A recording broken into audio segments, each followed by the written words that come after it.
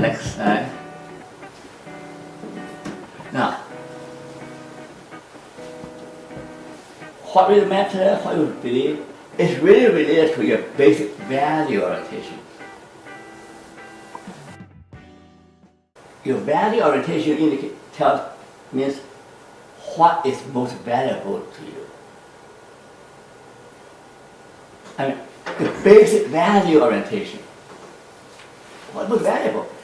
This is three common value orientation.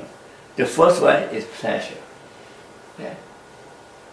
The pleasure principle. The pleasurable life. The happy life. The pleasant life. The second one is the success orientation. The third one, meaning orientation. Now I'll explain to you the differences. Okay? Here's a famous rat. Do you know what it's about?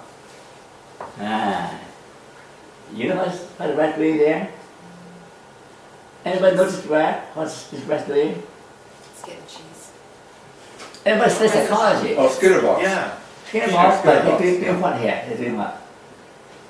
Stimulus response. Yeah, he's doing that, but he's still doing what? What's the rat doing there? Anybody study psychology? Did you say anybody was it? Yeah. Yes. What's the question? This rat, what's the rat doing there? Doing. Getting pleasure. Huh? Getting the It's salad. getting impressive. Getting Yes. a reward. Yeah, reward, right? Okay, now what is reward? What is the most powerful reward for a rat? Food. Nah, Survival. nah. No. It's not Pleasure. pleasure. Pleasure, my friend. Pleasure, pain. Here's a rat. He got electrode planted in the brain in what is called the brain reward system or brain reward pleasure center. Now, and there's connected with that brain center is the neurotransmitter. Yeah? And this rat is pressing the bar to stimulate the brain, you have to increase the level of dopamine. So the higher dopamine, the more happy you are. Eh? This rat will not starve himself to death. Give a choice of food and pleasure. The rat chooses pleasure. And he will press until he drop dead. Is that what happened in the experiment? Oh yeah. He go press the bar, the stimulate brain, getting high. I'm so happy. That's a good way to So go, happy. though, isn't it? Huh? It's a good way to go. Yeah. So you believe in the pleasure orientation. But like the love bugs. Do you know that people love chocolate? Yes. The chocolate also releases dopamine. Yes, it is. Sex does the same thing. Really? Oh yeah. Our praise, reward, and the reward system, and we call reinforcement system. The brain is structured there and pathways. So we all know the mechanism, like being hugged, or what, being loved, eating chocolate, okay, or getting drunk, taking cocaine. They all have the same effect.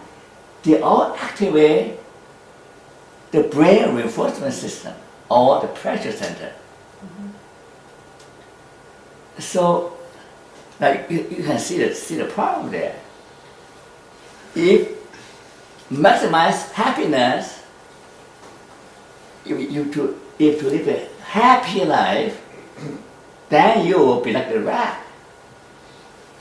If it's self-destructive, if you do everything to stimulate, see, the addiction means that gradually you need more and more dosage or work to get the same level of happiness. Right? You have to work harder and harder, not getting more. You need more sex, more chocolate, more whatever. Yes. I have a question there. You said you do the same or more and more to get the same level of Yeah, happiness. But I think it's more, I would say, this to get the same level of pleasure, not happiness. I don't think pleasure is necessarily happiness. But here, people define happiness in terms of pleasure. What is narrow way. Okay, most people say, "Oh, I can never regain the pleasure of the first kiss, the first sexual experience, or the first drug. The first experience seems to be tough. You know, after that, we don't care, and you have to work very, very hard, you know, to get up to the same level." I said, that's why if you live for pleasure, you're almost doomed to self-destruction. Because it's addiction phenomenon, right? You take more and more just to achieve the first experience, achieve the same level. So the pleasure principle, now Freud, the first one, who talk about the pleasure principle.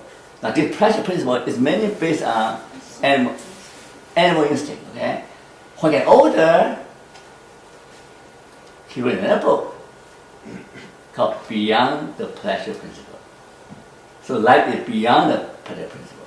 You have a question? Yeah, actually, I don't know if I totally agree, because what you're suggesting is that people who may get pleasure from having dopamine or whatever by taking, let's say, recreational drugs, you're suggesting that anybody who takes it to get high, that over time they have to take more and more of that stimulant to be happy. I would tend to disagree with you. I would imagine that there are a lot of people who are able to, let's say, take recreational drugs maybe once a week for 20, 30 years, and they don't need increasingly more just to give them the same type of pleasure. You're talking about, they are good then. These are the exceptions. But it's not my opinion. All research on addiction, all research, I'm one of the experts on Yeah, addiction. addiction is like Yeah. that, right? Addiction, you always, Drug you addicts know, and alcoholics and whatever. Yeah, but like people who use drugs recreational, and you know, there are millions and millions of people who do, not all of them have problems. there are all kind of social drinkers, not all the problem. I'm saying that. People gamble, not everybody is a problem gambler. There are people, they're social gamblers, social Yeah. drinkers, so Yeah. they are the exceptions, okay? There are people who are genetically predisposed. There are people who are genetically predisposed. And there are people due to pressure in life, you see escape, they take more and more. By definition, addiction means that you have to take more and more in order to reach the same level of pleasure. That is scientific definition of addiction.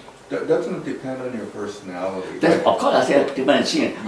The definition of addiction, if you're addicted, you're not addicted, that's no problem, okay? Yeah. If you're addicted, then you take more and more drug, more and more effort to get some level. Because isn't an addiction, and for those of you that are educated in psychology and all that, isn't addictions kind of there's a part in our brain, and the name of it's just escaped me, but some people really can't quit because there's something in the brain that they actually have, and I wish I could remember the name, but I heard this on a show, that they, no matter how hard they try to quit the addiction, they have that part missing in their brain. Is that?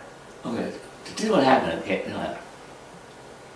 addiction, there are productive factors, there are genetic factors. Some people are predisposed, okay? Now, you have a choice in terms of whether you want to get addicted or not. You know what's, like the example you talk about, this person has self-control, okay? Say, I do want to get